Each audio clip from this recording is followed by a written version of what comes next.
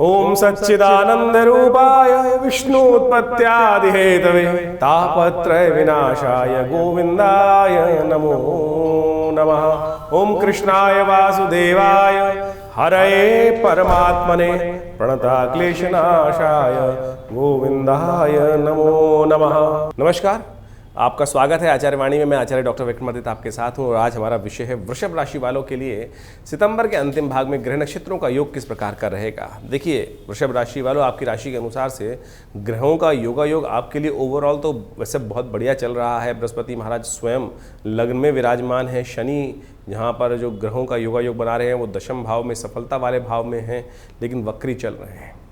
यदि इनका इलाज करते रहें तो आपके बहुत अच्छे से ग्रह नक्षत्रों का प्रभाव बहुत अच्छा हो सकता है। और शनि महाराज इस वक्त दशम भाव में चल रहे हैं वक्र अवस्था में। जो मैंने समझाया आपको, उसका कारण है कि आप समझे वो स्थान होता है पितृ का, पिता का, और साथ साथ वो स्थान है आपके सफलता का, वो स्थान है आपके सम्मान का। और वहाँ जब वक्री ग्रह चल रहे होते हैं तो थोड़ी सी स्थिति में परेशानी उत्पन्न करने के योग दे देते हैं। सीधी तरह से कार्य नहीं होने वाला है, थोड़ी सी उंगली टेढ़ी करने के आपको प्रयास करने पड़ेंगे, तब जाके ग्रहों की स्थिति आपके लिए बहुत अनुकूल हो सकती है। और सितंबर के अंतिम भाग में ग्रह नक्षत्रों का योग बड़ा विचित्र बनता दिखाई दे रहा है। सूर्य, केतु, बुध की युति होने के योग दिखाई देते हैं और ये ग्रह विशेष तौर पर इन पर मंगल की दृष्टि है।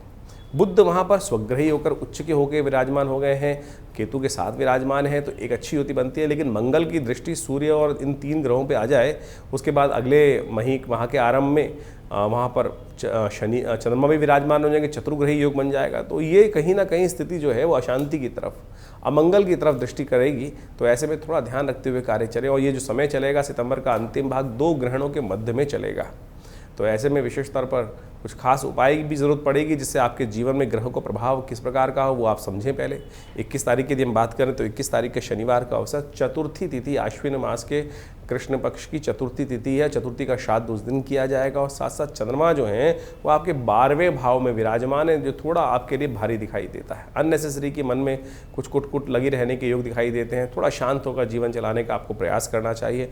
हर दिन एक समान नहीं होते, कब जीवन में परिवर्तन का समय अवश्य आता है। और थोड़ा सा जब समय ऊपर और नीचे कभी हो, एक चक्र है, चक्र के अनुसार से समझना चाहिए कब चक्र नीचे की तरफ जा रहा है, कब चक्र ऊपर की तरफ जा रहा है। और जब शक्ति की आवश्यकता है, आने वाले समय में बहुत अच्छे योग आपके लिए बनने की स्थिति उत्पन्न होने के योग बनेंगे। तो चतुर्थी के निमित्त जो श्राद्ध है, जिनका गमन चतुर्थी के दिन वो पितरों के निमित्त, उस दिन अवश्य उनके निमित्त श्राद्ध करने का प्रयास करें, वो सबसे अच्छा रहेगा।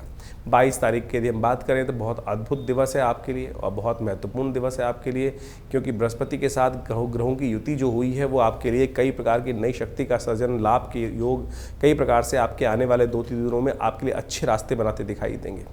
रविवार 22 तारीख को पंचमी का तिथि है, उदय तिथि के रूप में, और पूरे दिन विराजमान रहेगी।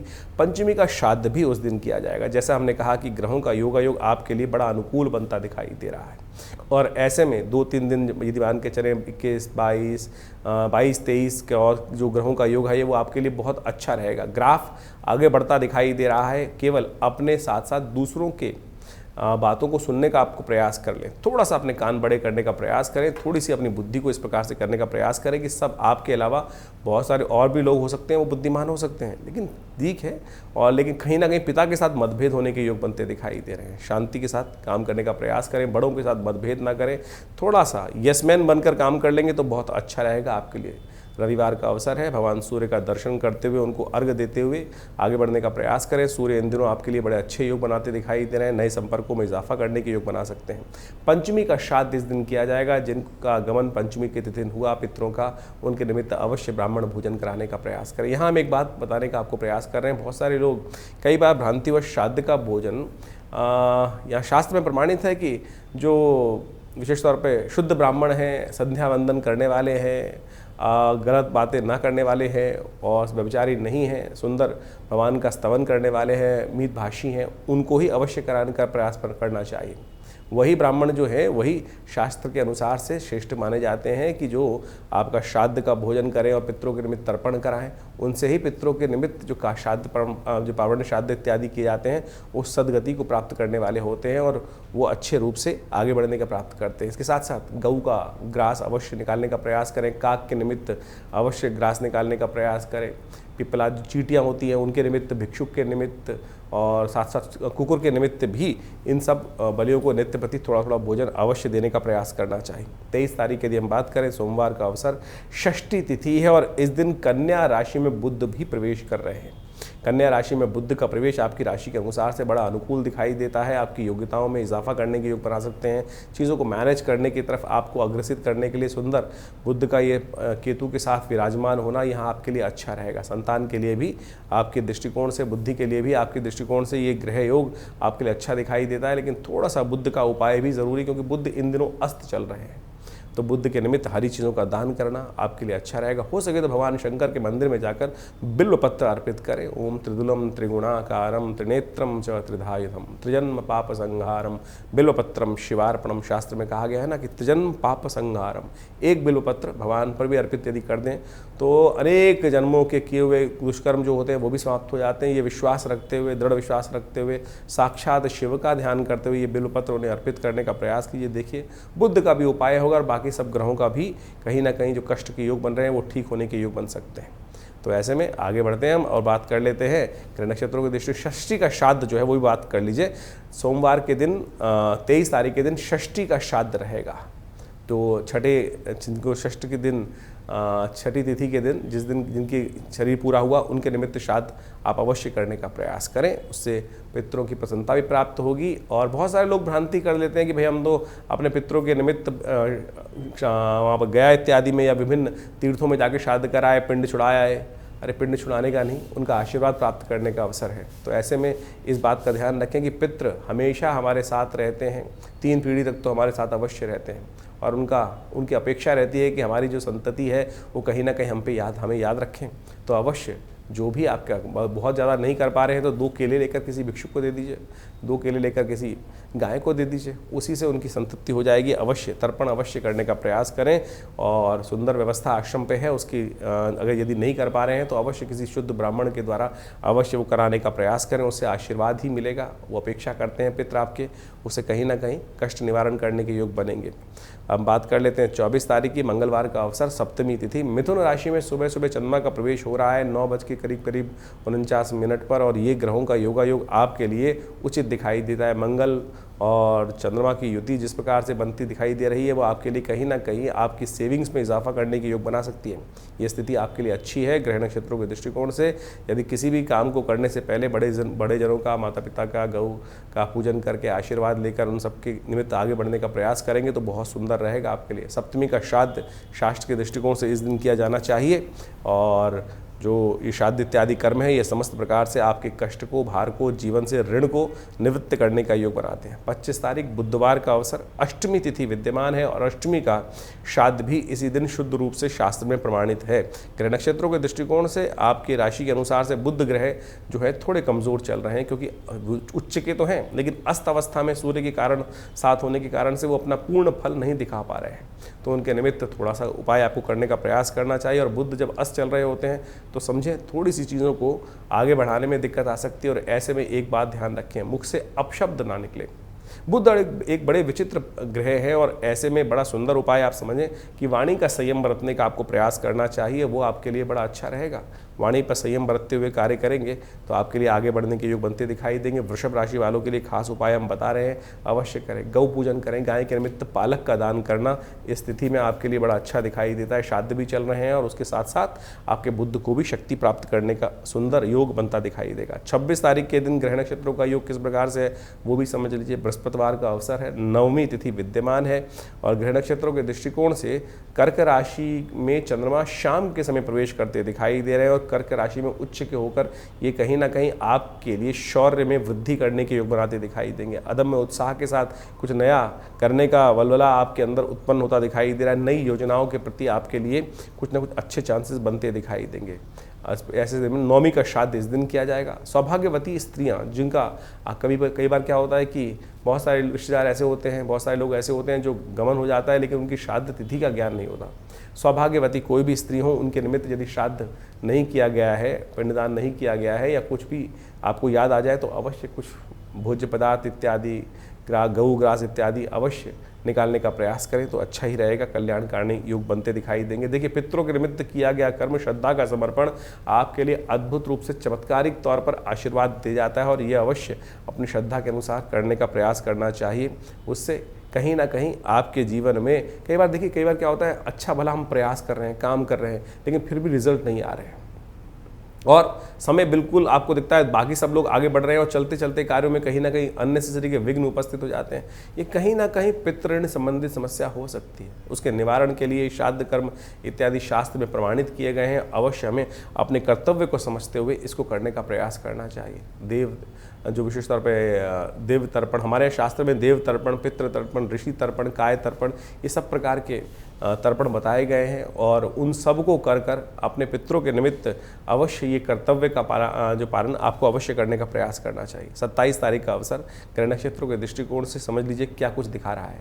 शुक्रवार का दिन है, दशमी तिथि है, दशमी का श्राद्ध इस दिन किया जाएगा और ग्रह नक्षत्रों के दृष्टिकोण से योग तो अच्छा बनता दिखाई दे रहा है, समय आपके लिए बड़ा अनुकूल दिखाई देता है, लेकिन ऐसा भी बन सकता है योग कि आपका समय कुछ ना कुछ व्यर्थ कामों में बर्बाद ना हो।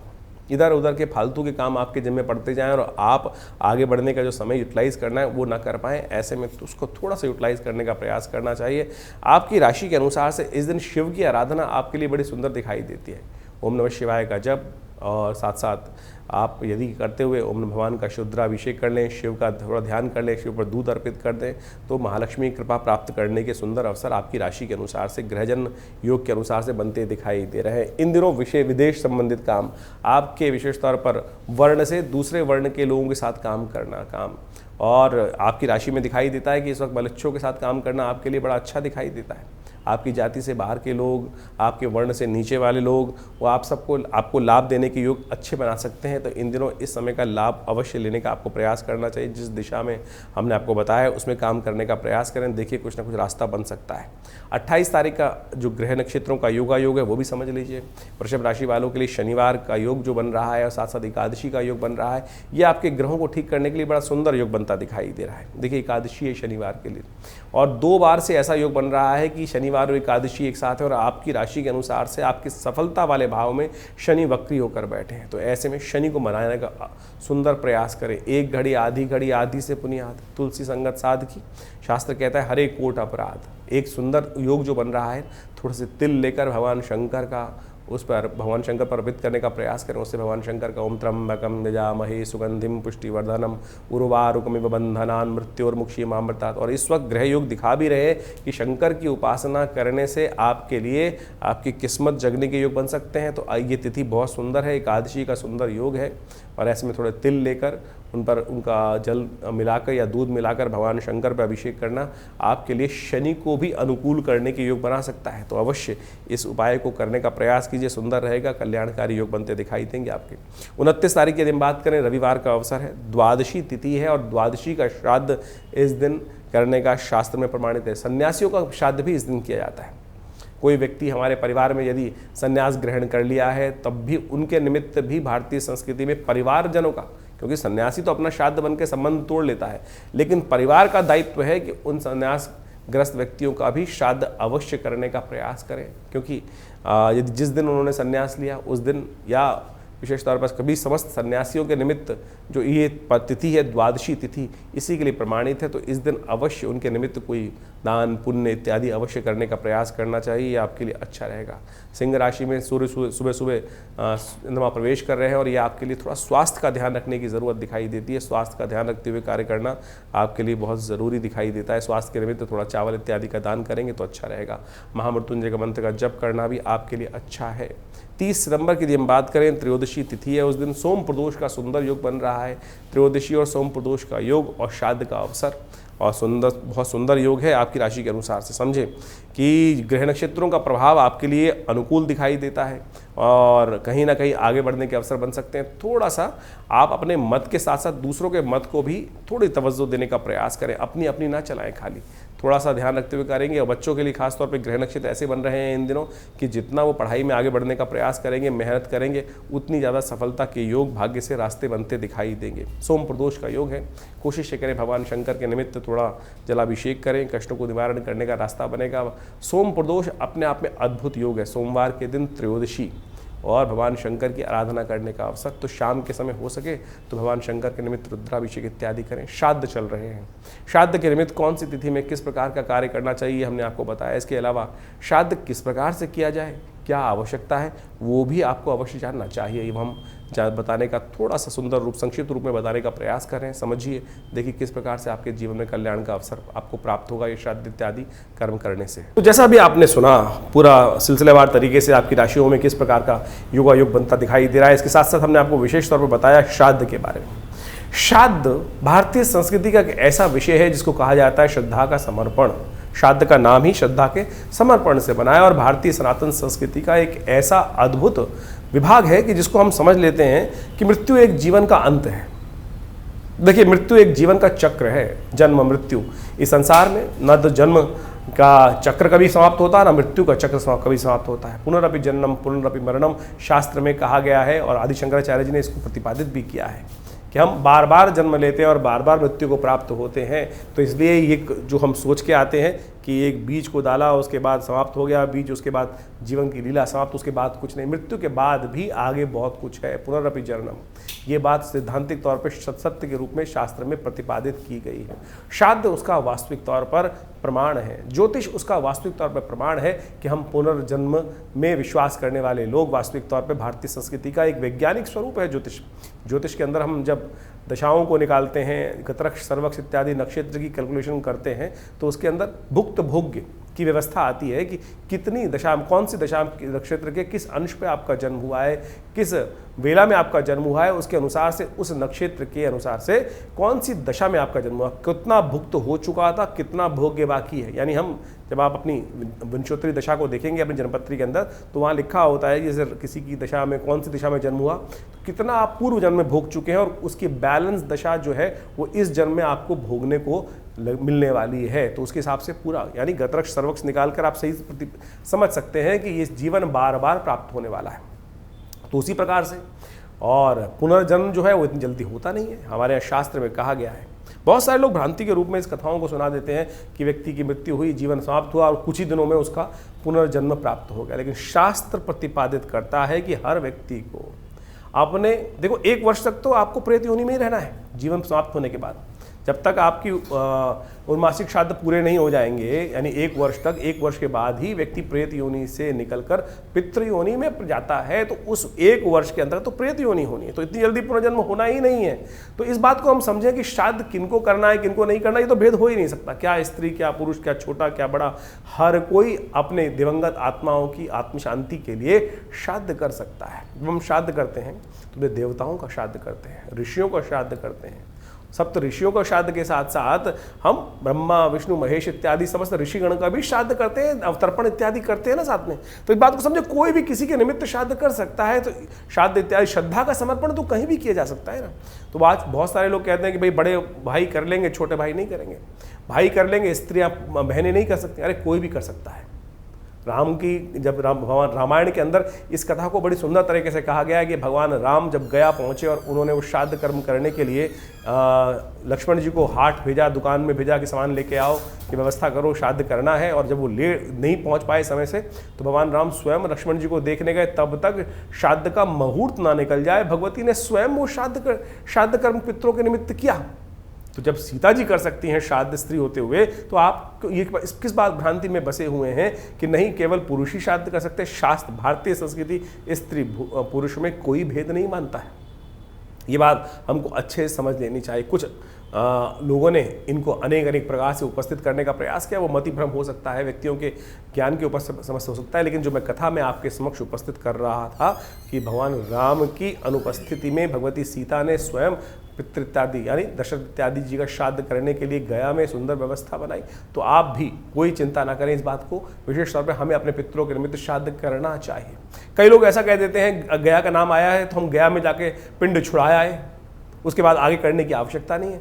अरे वहाँ के महात्म्य वर्णित है कि इतने सुंदर स्थल है कि यहाँ पर पितृ को मोक्ष प्राप्त करने का सुंदर रास्ता बन जाता है, उसकी आवश्यकता नहीं होती। लेकिन ये तो आपका श्रद्धा का समर्पण है। जब तक आप हैं तब तक अवश्य अपने पितरों के निमित्त 3 पीढ़ी तक पिता, पितामह, परपितामह यानी 3 पीढ़ी तक अवश्य हमको अपने समस्त लोगों का श्राद्ध करने की कार्य करने का अवश्य प्रयास करना चाहिए। मध्याह्न काल शास्त्र के लिए सबसे श्रेष्ठ है, यानी जिस तिथि को मध्याह्न काल में हो, उस तिथि जो मध्याह्न काल में जो व्यापनी हो उस तिथि, उसी में उस दिवंगत आत्मा जो गए हैं उनका श्राद्ध किया जाना चाहिए।